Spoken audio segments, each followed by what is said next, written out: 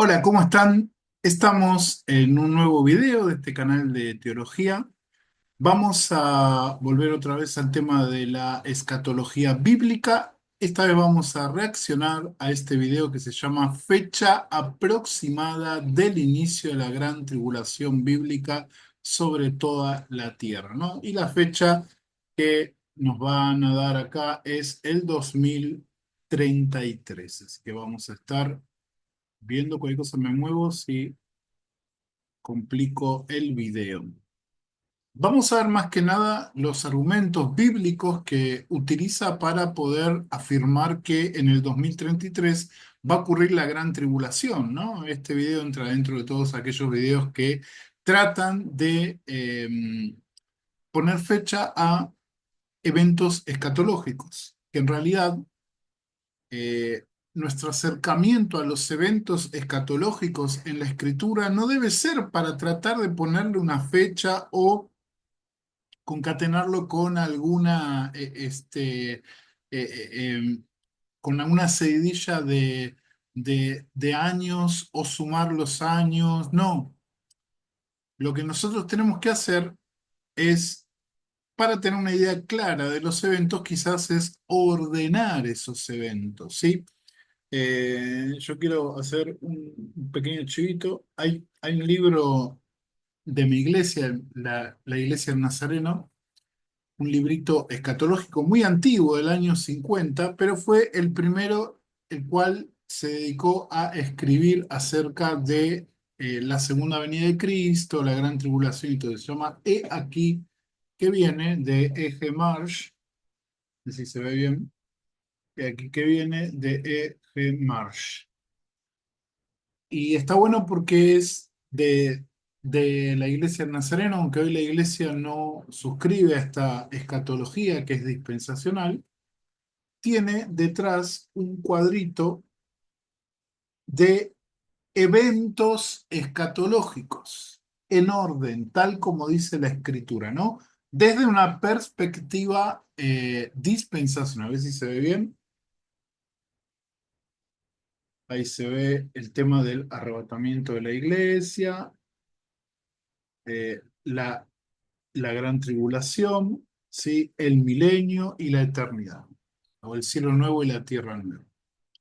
Hacer eso está bien, pero hacer este tipo de diagrama que ahora vamos a ver, para poner una fecha aproximada para algún evento escatológico no es correcto, porque los tiempos que están presentados en las escrituras es para que nosotros simplemente tengamos una idea de cómo ha de suceder lo que Dios ya tiene preparado. No para que perdamos el tiempo en, bueno, sumo este año con esta genealogía, con el tiempo que pasó de Adán hasta Cristo y me da tal fecha en el que sucede, no sé, el arrebatamiento, la gran tribulación o la segunda venida de Cristo o el milenio. Eh, Esa no debe ser la metodología al acercarse a las escrituras para entender los eventos escatológicos revelados en la santa palabra de Dios. Bien, voy a echar a andar el video y vamos a ver bien si tiene apoyo bueno en cuanto a las escrituras. Comencemos. ¿Por qué nosotros decimos que nosotros nos encontramos aquí, en la era, el ser humano desde Adán? Desde que Adán empezó a pisar la tierra, cuando Dios lo creó, ¿eh? Hasta nuestros tiempos, febrero del 2020, ¿por qué nosotros decimos que nos encontramos aquí? ¿Por qué la iglesia entendida, la iglesia de nuestro Señor Jesucristo, ¿ah? La que ha sido comprada al precio de su sangre, todos los que han sido sellados con el Espíritu Santo de la promesa de Cristo por haber creído en el Evangelio? Me dice Efesios capítulo 1, versículos 13 y 14, ¿verdad? En él, habiendo oído la palabra de verdad. ¿Cuál es la palabra de verdad? El evangelio de vuestra salvación. Y habiendo creído de vuestra salvación, fuisteis sellados con el Espíritu Santo de la promesa. Es la iglesia de Cristo. La séptima, la de la Odisea, termina, o completa el cuerpo espiritual de Cristo. ¿Por qué nosotros la iglesia? Bien, hasta acá, vamos bien. Está haciendo una descripción general con este diagrama de los eventos simbolizados en las siete iglesias, el periodo de la iglesia, está bien. Algunos dicen que no, entre los futuristas dispensacionalistas hay cierto desacuerdo, pero en general la interpretación del mensaje de las siete iglesias es una interpretación doble. Juan tenía que llevar aliento a esas siete iglesias particulares y existentes a finales del siglo primero, ¿sí? Tenía que llevar un mensaje de esperanza y ánimo a esas iglesias que estaban sufriendo un tiempo de apretura, un tiempo de tribulación. Entonces nosotros no se nos debe escapar el hecho de que esas son o fueron siete iglesias con siete circunstancias históricas específicas que estaban dentro del rango apostólico ministerial de Juan. Juan era muy anciano, Juan se presenta en Apocalipsis 1 como estando preso en Patmos, pero él debía ministrar con el mensaje del Apocalipsis, de la revelación del plan de Dios, de la consumación de su plan en Cristo, tenía que traer ánimo a esa iglesia. Eso por un lado. Y por otro lado, el mensaje mismo de las siete iglesias nos lleva o nos puede llevar a el periodo de la iglesia, ¿no? Y especialmente las dos últimas iglesias, Filadelfia y Laodicea, presentan o pueden presentar dos facetas de la iglesia antes del arrebatamiento. Filadelfia, la iglesia que guarda la palabra de la paciencia del Señor, ¿sí? En medio de las pruebas, de la espera de la venida de Cristo, de la perseverancia, de la falta de recursos. Dice, tú eres pobre, pero eres rico. O sea, aunque no tienes mucha fuerza, pero guarda la palabra de su paciencia. Entonces, en Apocalipsis 3:10 se le promete a esa iglesia que eh, será guardada de la hora de la prueba. ¿Sí? No en la hora de la prueba, sino de la hora de la prueba. Es decir, que será quitada, que será eximida esa iglesia de pasar de la hora de la prueba. Obviamente no lo podemos interpretar históricamente, pretéritamente, entonces tenemos que hacer el paso futurista, ir al horizonte profético de Juan y ver allí el arrebatamiento de la iglesia, ¿no? Filadelfia es la iglesia fiel. Ahora, después tenemos el otro lado de la moneda que es la Odisea. La Odisea es la iglesia, pero también es esa iglesia mundana, esa iglesia que se ayorna al mundo, esa iglesia que se dice ser rica y poderosa, que tiene fama, y el Señor Jesucristo le advierte, allí en el mismo capítulo 3, pero esperen que no quiero dar el versículo que no lo recuerdo bien, en el mismo capítulo 3, el versículo creo que era 18, 3, se me fue el versículo, eh, 3:16, el versículo 3:16. Sería 15:16, ¿no? Que le advierte a esa iglesia, por cuanto no eres ni frío ni caliente, ojalá fueras caliente, pero no eres ni frío ni caliente, o ojalá fuera frío o caliente, pero eres tibio. Por cuanto eres tibio y no caliente ni frío, estoy por vomitarte de mi boca. Entonces, esta es una alusión a la iglesia que o a la parte de la iglesia que no será arrebatada, que el fruto de esa tibieza espiritual, que hoy la podemos ver, ¿sí?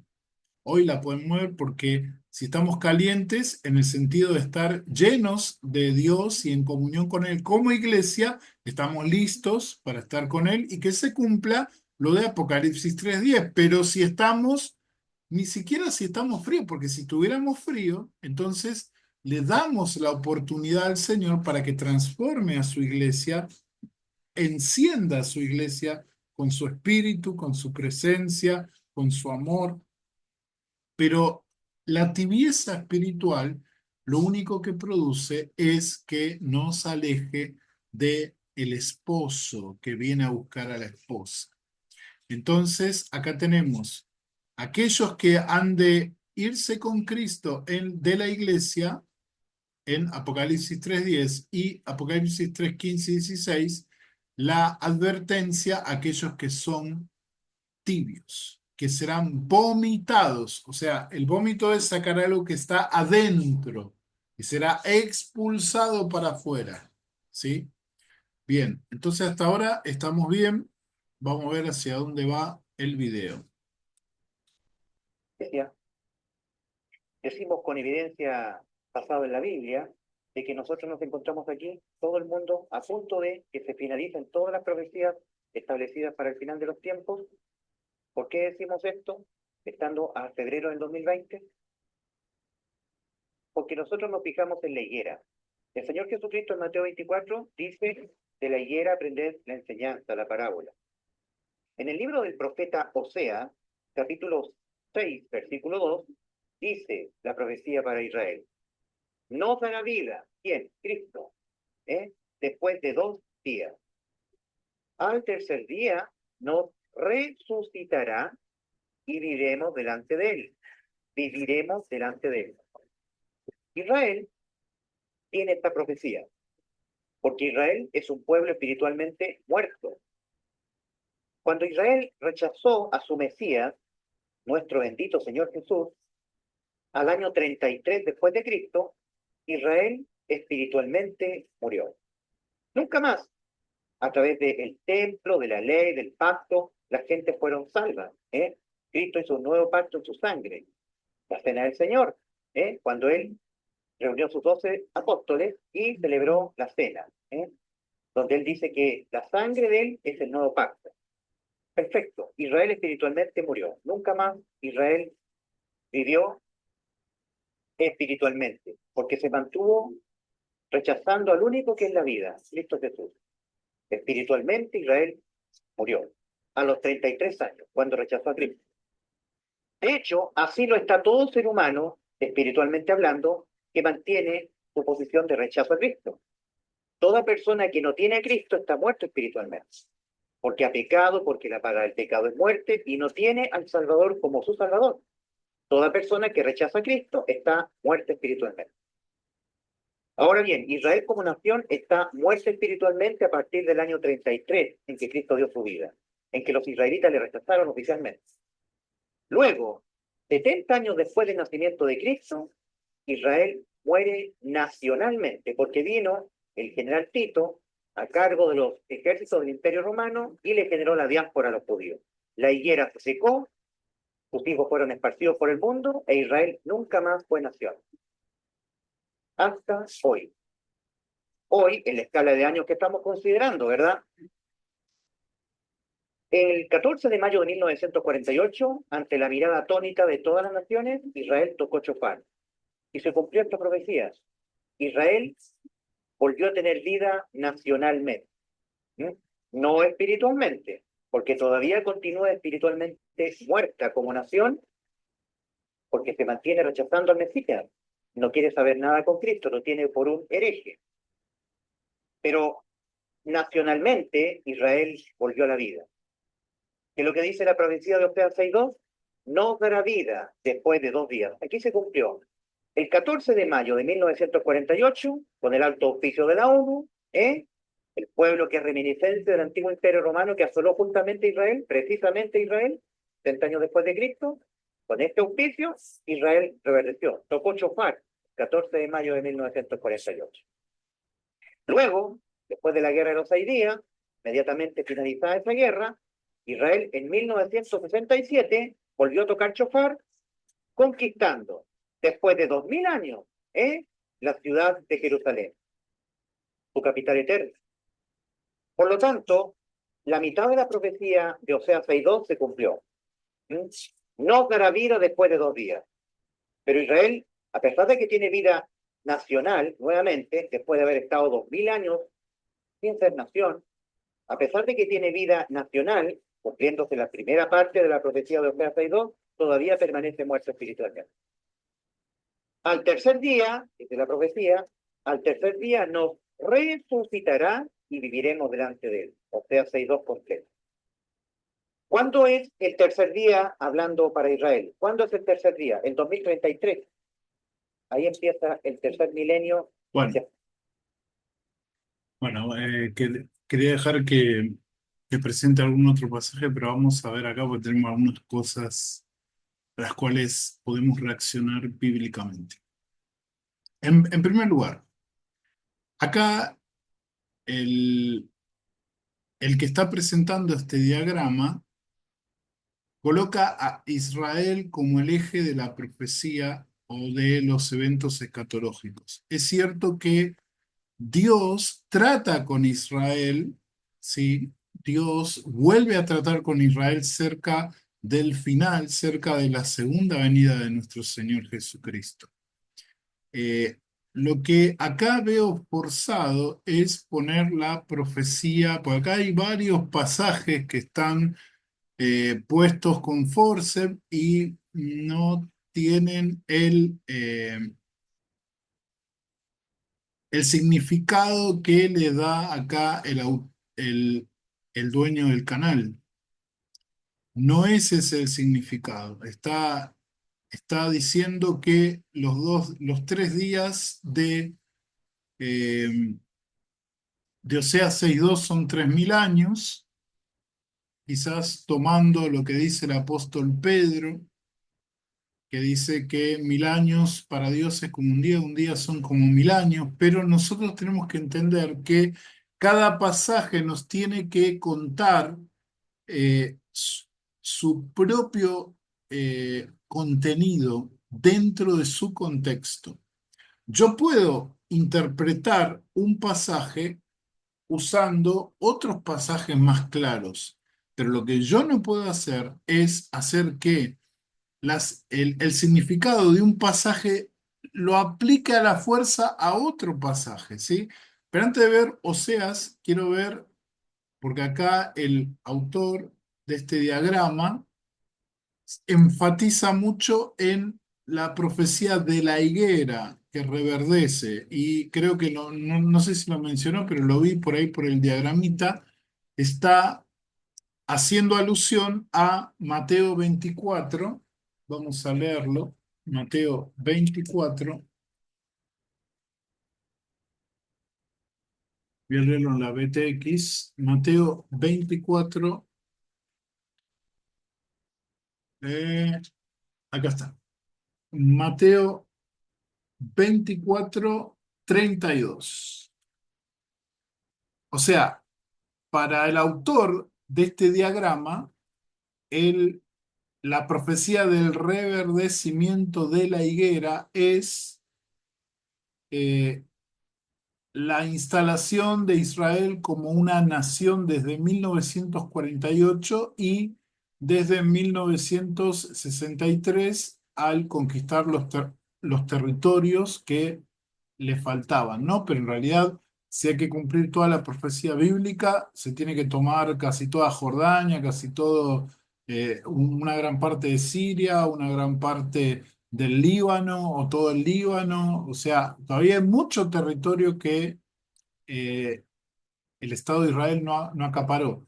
Pero acá lo que yo quiero expresar es que la aparición del Estado de Israel, por más que sea parte del renacimiento, no tiene nada que ver con lo que Jesús quiso expresar en Mateo 24, del verso 32 en adelante.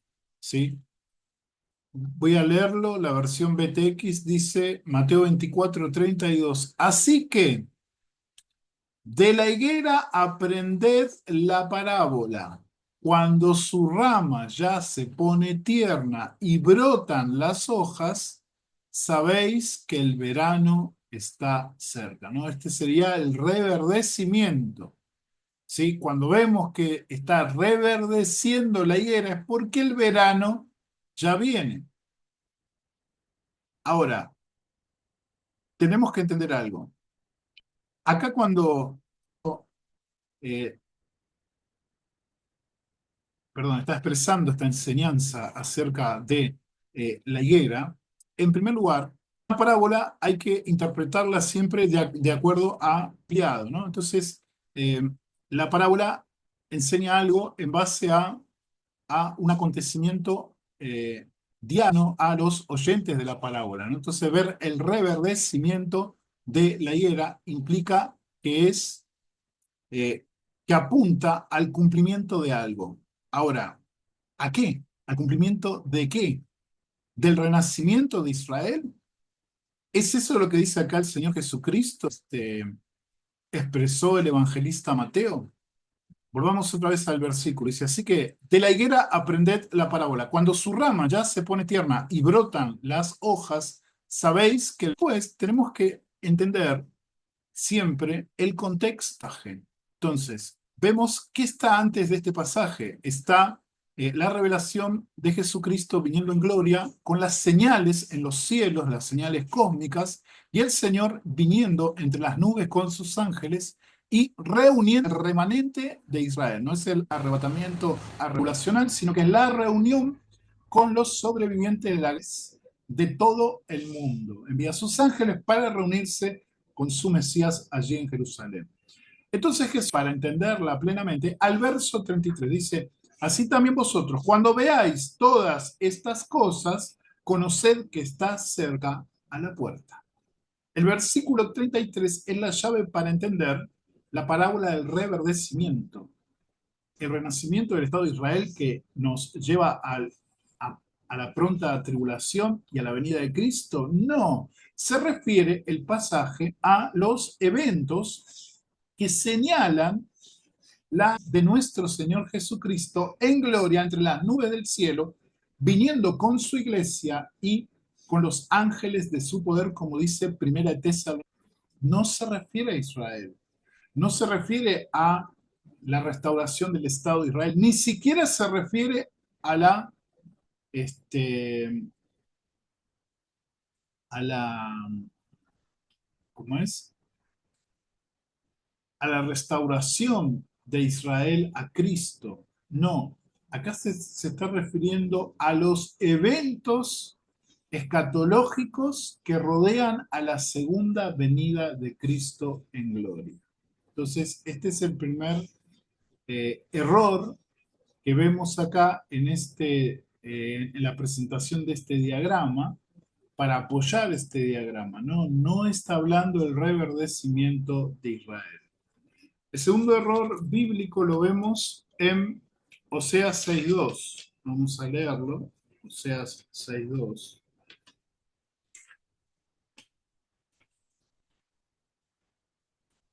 Oseas 6.2. Dice Oseas 6.2, nos dará vida después de 2 días, al tercer día nos resucitará y viviremos delante de él. Es muy tentador usar este sistema de decir, bueno, si Moisés y Pedro dicen que eh, un día para el Señor son como 1000 años, entonces acá dice que después de 2000 años, 2 días, 2000 años, viviremos delante de, nos resucitará al tercer milenio y viviremos delante de él. El tercer milenio es después del 2000, entonces listo, ya está, el Señor viene o la gran tribulación va a ser en alguna década del 2000 en adelante. Bueno, esa es una forma errónea de acercarnos a la escritura profética. Esta es escritura profética, es una forma errónea de hacerlo. ¿sí? Acá tenemos dos posibilidades, creo que las dos entran, y no una tercera hablando de la restauración de los judíos en el milenio o después de los 2000 años, no. Una posibilidad es que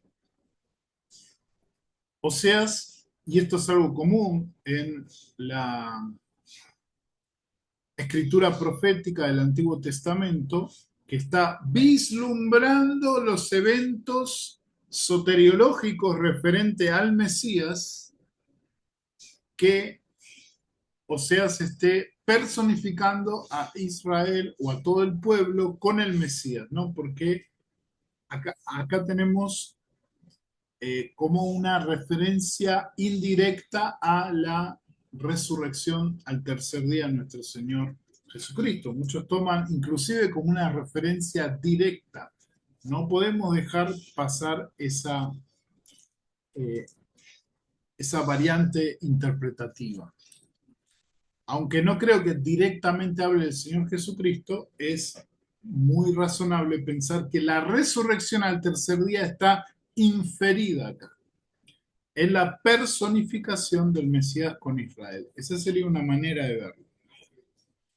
La otra manera, la más natural de ver este pasaje, es no salir del contexto del siglo octavo del profeta Oseas.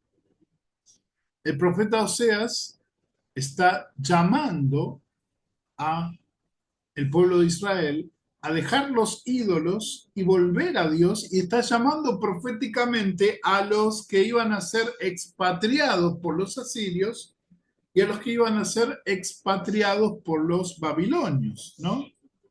Porque a veces Israel en la literatura profética no es solo el reino del norte, sino que es la unión profética, porque Dios no lo ve como dos, sino que lo ve todo unido a las 12 tribus, Israel del norte y Judá. Es Israel para Dios. Entonces, tenemos que entenderlo acá no eh, como que el profeta nos esté diciendo que en 2000 años, después de 2000 años, va a suscitar como pueblo. No, no es lo que está diciendo, sino que se refiere específicamente a la restauración de Israel como nación después del exilio y plenamente cuando reciban al Mesías. ¿Sí? Por eso está la personificación del Mesías acá. Entonces, para eso tenemos que ver el verso 1 que dice, venid, volvamos a Jehová. Ese es el llamado que hace el profeta, porque él desgarró, pero nos sanará, él hirió, pero nos vendará. Entonces dice, él nos dará vida después de 2 días. O sea, ¿qué, ¿a qué evento se está refiriendo? ¿A, a la dispersión después del año 70 después de Cristo? No, se está refiriendo a las deportaciones tanto de Asiria como de Babilonia. Después el verso 3 dice, conozcámoslo pues, sigamos delante para conocer a Jehová, sigamos adelante para conocer a Jehová, su salida es tan cierta como la aurora, ¿no? Está hablando de la esperanza de que brille otra vez la gloria de Dios sobre su pueblo, ¿no? Dice, él vendrá a nosotros como la lluvia tardía que riega la tierra. Y el verso 4 dice, ¿qué haré contigo, Efraín? ¿Qué haré contigo, Judá? Vuestra fidelidad es como nube mañanera, como rocío temprano que desaparece. Por eso los he hecho morir con las palabras de mi boca, los he trozado por medio de los profetas, y mi sentencia saldrá como la luz. O sea que acá no está hablando de el futuro escatológico, el futuro después del, de la gran tribulación. No, no está hablando de eso. Acá está hablando de la realidad profética, pero a la vez histórica para nosotros, de Israel del norte y Judá en el exilio y posterior al exilio, y después la bendición del Mesías que resucita al tercer día, ¿sí?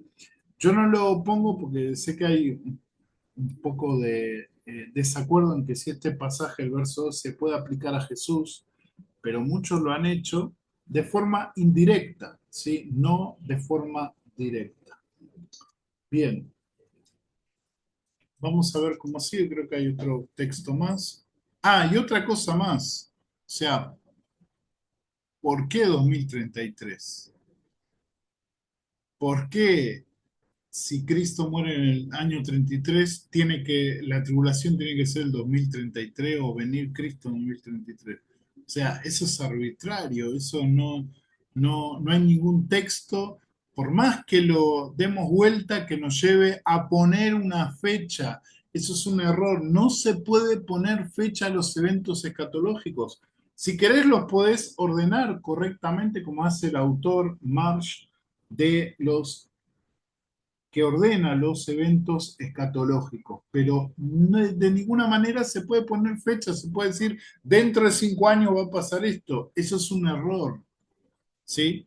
Trae confusión, desaliento y va en contra de lo que es el mensaje escatológico bíblico que debe traer aliento a la iglesia, debe traer ánimo a la iglesia, como lo vimos en los videos donde refutamos a la fecha impuesta para el arrebatamiento de la iglesia. Bien, vamos a ver un poquito más.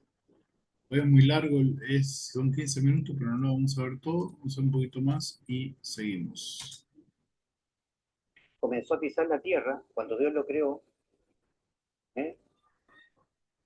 Hasta nuestros tiempos, febrero del 2020. ¿Por qué nosotros decimos que nos encontramos aquí? ¿Por qué la iglesia entendida, la iglesia de nuestro Señor Jesucristo, la que ha sido comprada al precio de su sangre? Todos los que han sido sellados con el Espíritu Santo de la promesa de Cristo por haber creído en el Evangelio, conforme dice Efesios capítulo 1, versículos 13 y 14, ¿verdad? En él también vosotros, habiendo oído la palabra de verdad. ¿Cuál es la palabra de verdad? El Evangelio de vuestra salvación. Y habiendo creído en el Evangelio de vuestra salvación, fuisteis sellados con el Espíritu Santo de la promesa. En la iglesia de Cristo. La séptima, la de la Odisea, termina el cuerpo, completa el cuerpo espiritual de Cristo. ¿Por qué nosotros en la iglesia decimos con evidencia? Eso, la séptima completa el cuerpo espiritual de Cristo.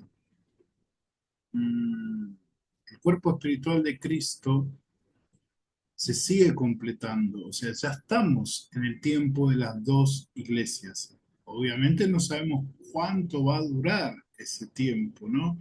No podemos decir ya termina ese tiempo. Ese tiempo va a durar hasta que el padre diga, ve a buscar, cuando le diga a su hijo, ve a buscar a tu esposa. Pero eso solo lo sabe el padre. Eso solo lo sabe el Padre. No tendría ningún sentido que el Señor Jesucristo nos deje esas advertencias, velad, porque no sabéis el tiempo y la hora. O sea, no tendría ningún sentido. El esperar a nuestro Señor Jesucristo sin tener una fecha concreta es un ejercicio para desarrollar la paciencia y la fidelidad de la iglesia a la esposa de Cristo. Por eso, por eso, Cristo le dice o le da la promesa a la iglesia de Filadelfia, porque has guardado la palabra de mi paciencia. ¿Por qué estamos tan impacientes? Yo sé que queremos que el Señor venga, pero tal vez no es que queremos que el Señor venga. Tal vez tenemos esa fascinación morbosa por los eventos que nos narran las escrituras que tienen que ver con el tiempo final. Entonces, eso nos lleva a hacer esto que no tiene nada que ver con la escritura, ¿sí? No se puede poner fechas, Sí tenemos que estar discerniendo tiempos, ¿sí? Hay eventos específicos, pero no podemos poner de ninguna manera ningún tipo de fecha. Bien, vamos a ver un poquito más. Creo que hay otra cosa bíblica. Basado en la Biblia, de que nosotros nos encontramos aquí, todo el mundo, a punto de que se finalicen todas las profecías Bueno, establecidas. vamos a hacer un poco más. Está. En el libro del profeta Oseas, capítulo 6, versículo 2, dice la profecía para Israel: no dará vida, ¿quién? Cristo, porque Israel es un pueblo de Cristo y desde el templo, de la ley, del pacto, gente fueron salvas. Cristo hizo un nuevo pacto en su sangre, la cena, donde él dice que las almas Israel, pensando lo único que es la vida, tres, en que Cristo dio su vida, en que los israelitas le rechazaron oficialmente. Luego, 70 años después del nacimiento de Cristo, Israel muere nacionalmente porque vino la diáspora a los judíos. El 14 de mayo de 1948, ante la mirada atónita de 8, con el alto auspicio de la ONU, después de 2000 años, la ciudad de Jerusalén, su capital eterna. Bueno, ya dijimos que esa es una mala interpretación de tanto Mateo 24 como Oseas 6:2. No se refieren a eso los textos, ¿sí? Es una mala interpretación. Israel es importante en el plan de Dios, pero no es el eje, no es el eje. Hay otros ejes por lo cual gira el tiempo profético de Dios, ¿sí? El principal eje es la persona de nuestro Señor Jesucristo, sus promesas, su palabra, ¿sí? Entendemos que el remanente de Israel ha de ser restaurado, cumpliéndose así las profecías dadas y las promesas principalmente dadas a Abraham, a los patriarcas que representaban a Abraham, al rey David, de su trono, que su descendiente reinará para siempre sobre la tierra de Israel. Entonces, todas esas promesas se tienen que cumplir, tiene que haber un remanente judío, tiene que haber una nación judía, eso es cierto, para que se cumpla, tiene que haberse establecido el Estado de Israel, eso está bien, pero no es el cumplimiento, como dice acá en este diagrama, no tiene nada que ver con el reverdecimiento de la higuera. El reverdecimiento de la higuera alude a los eventos posteriores a la segunda venida en gloria, o un poquito en el contexto de la segunda venida en gloria de nuestro Señor Jesucristo, ¿no? Un poquito más.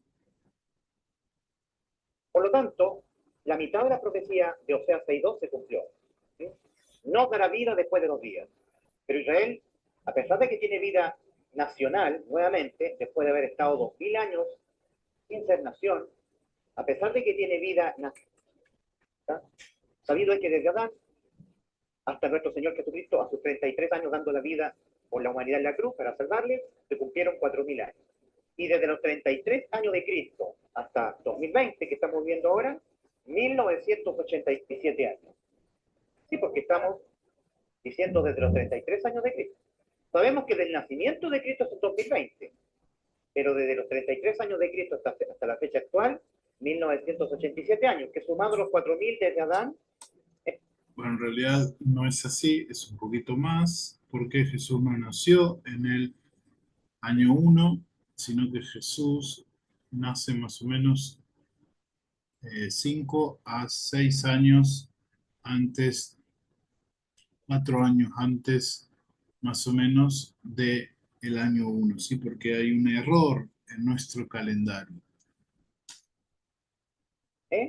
Suman 5.987 absolutos, desde Adán. ¿Por qué es tan importante esto? ¿Por qué es tan importante contar los tiempos? ¿Por qué fue tan importante que Dios se encargara en la Biblia de dejar estas genealogías interminables, ¿verdad? Estas nefastas, fastidiosas genealogías. Dios las dejó para contar los tiempos de la vida del ser humano en la tierra. Cuando tú lees Génesis 6.3, instantes antes del... ¿Captaron eso? ahí dice que las genealogías marcan el tiempo del ser humano en la tierra. Yo creo que no, las genealogías marcan las familias, el registro de las familias de, eh, para tener una idea de la ascendencia del pueblo escogido por Dios. Ese es el propósito por el cual aparecen las genealogías. Las genealogías hasta te muestran como un mapa de cómo estaban las naciones en aquel momento o las tribus de Israel cuando se refiere específicamente a Israel o la primera civilización, el contexto de la primera civilización entre Génesis 5 y Génesis 6. Génesis 4 y Génesis 5, ¿no? Tenemos las primeras genealogías. Pero decir que la suma de estas genealogías nos lleva a cuánto ha vivido el hombre sobre la tierra es eh, poner algo que la Biblia no dice específicamente. Bien, vamos a ver acá, hay algo interesante en este pasaje, Génesis 6:3. A ver qué dice. Dio destruir con un diluvio a toda la raza prediluviana, dijo estas palabras: no contendrá mi espíritu con el hombre para siempre, porque ciertamente les carne, más serán sus días 6.000 años. Génesis 6.3. Tradujo mal Cipriano de Valera. Cuando tú lees la traducción de Cipriano de Valera en la Biblia, en el capítulo 6, versículo 3 de Génesis, dice, más serán sus días 120 años. No se resiste esta traducción. No resiste esta traducción. Lo que defiende... ¿Qué traducción? Dirá 6.000 años. Todas las traducciones que conocemos dicen 120 años. A ver qué En sigue esta diciendo. traducción de Cipriano de Valera dice que aquí Dios lo que dijo fue que los hombres iban a vivir hasta un máximo de 120 años. Pero sabemos que todos los descendientes de Noé siguieron viviendo mucho más que 120 años, ¿verdad? De hecho, no, No es lo que dice el texto. No es lo que dice el texto. No dice que los hombres vivirán máximo 120 años, sino que marca desde que, desde que Dios da la orden de la destrucción de esa civilización hasta la construcción del arca, 120 años. No tiene nada que ver con la edad de los patriarcas que van a tener después o la gente, sino que ese texto solo alude al contexto y obviamente no dice 6.000 años. Ahora vamos a ver, quiero ver hasta dónde llega el dueño del canal con esta tesis. unos 1000 años después, Abraham murió a los 175 años. Por lo tanto, se cae lo que defienden en traducción. También dicen que estos 120 años, los que dicen que está bien traducido la palabra ahí 120 años, Génesis 3, dicen que fue el tiempo en que Dios le dio de misericordia a los moradores prediluvianos para que se arrepintieran y entraran al arca de Noé. Pero eso también se cae. No, esa es la interpretación más correcta. Esa es la interpretación más correcta. Obviamente que no se refiere a la edad que iba a tener el ser humano a partir de ahí, sino que se refiere al tiempo que le dio Dios para que subieran al arca. Se construyera el arca y subieran al arca. Veamos lo que dice.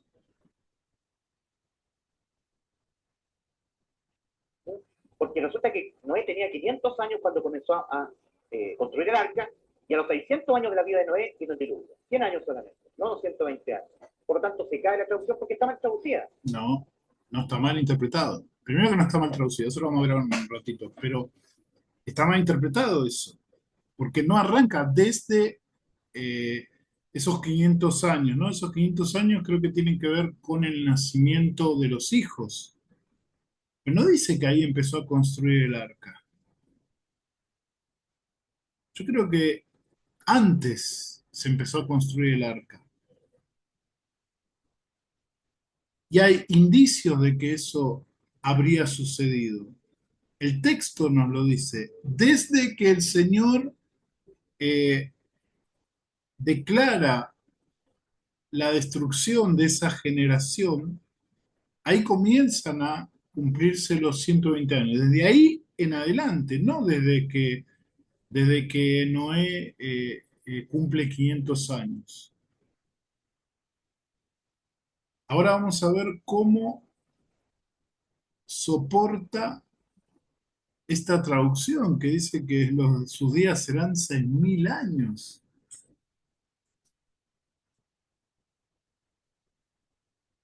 Aquí la palabra no es 120 años, sino 120 jovel. No contenderá mi espíritu con el hombre para siempre, porque ciertamente le carne. Más serán sus días 120 jovel, 120 jubileos. ¿Verdad? No, 120 jubileos de no, no, toda la no, vida no. del ser humano gobernándose a sí misma en la tierra, que ha sido trazada. No es lo que dice el texto hebreo. Vamos a ver lo que dice el texto hebreo. Voy a dejar de compartir un rato.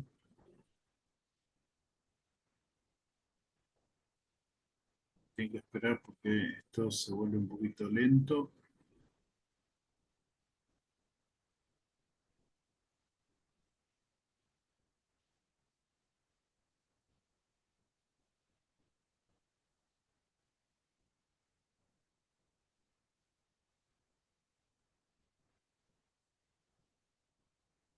Ahí está. Ya dejamos de compartir. Ahí vamos.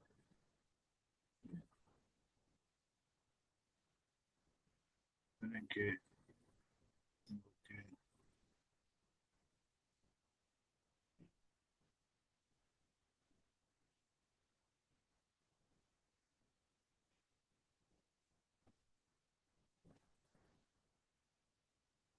Esperen un poco.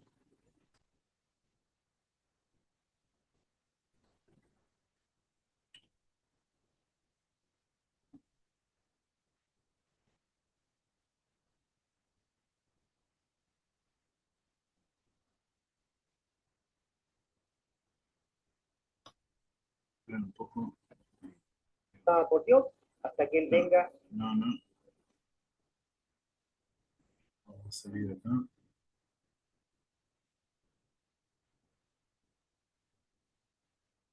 Bueno, vamos a ir acá.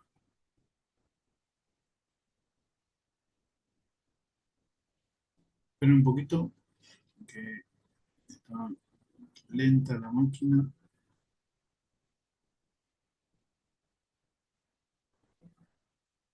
Vamos a ver un interlineal hebreo, castellano. Vamos a ver si dice 120 edómanes, o sea, 120 jubileos. Vamos a ver qué es lo que dice la Biblia hebrea. A ver si voy a volver a compartir otra vez.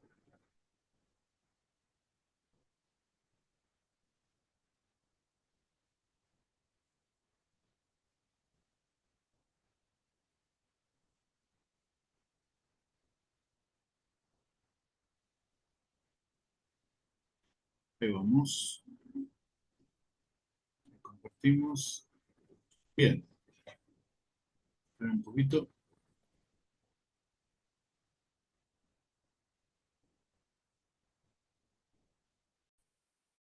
Ahí se tiene que ver. Bueno, ¿será cierto lo que dice el dueño de este canal? ¿Habla el texto de Génesis 6.3 en el hebreo de 120 jubileos? Acá tenemos un análisis sintáctico al hebreo del texto, ¿no? En el hebreo se le leería así, Génesis 6.3. Dice, siempre para hombre con mi espíritu contenderá no Jehová, dijo, y 100 sus días serán, y carne él ciertamente, pues años 120, ¿no? Entonces, no contendrá mi espíritu con el hombre para siempre, dijo Jehová, y por lo tanto sus días serán 120 años. Ahora, vamos a la palabra año, que dice acá el dueño del canal, eh, que significa 120, eh, ¿cómo es? 120 jubileos, o sea, casi 6.000 años. Bueno, vamos a ver cómo se traduce esta palabra. Vamos a ir acá a la referencia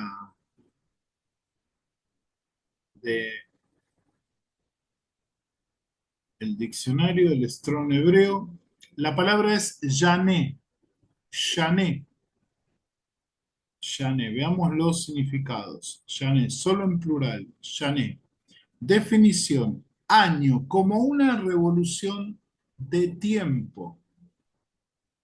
Y en la Reina Valera y en la mayoría de las traducciones se tiene que traducir como, o de acuerdo al contexto, anualmente, año consecutivo da espacio tiempo. Es decir, que nunca, nunca este término yané del hebreo se refiere a los jubileos.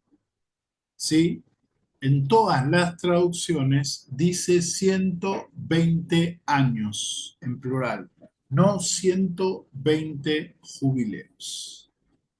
Bien, entonces, volvamos. Entonces, el término hebreo no dice 120 jubileos, sino 120 años. Entonces, la interpretación correcta es que desde que se da la palabra para condenar a la generación esa que se rebeló contra Dios, que fue violenta, corrupta y malvada, tal como dice ahí en Génesis 5 y 6 y 7. Dios le dio 120 años para que se arrepintieran. Y esta interpretación sí, sí encaja con el carácter de Dios. Encaja con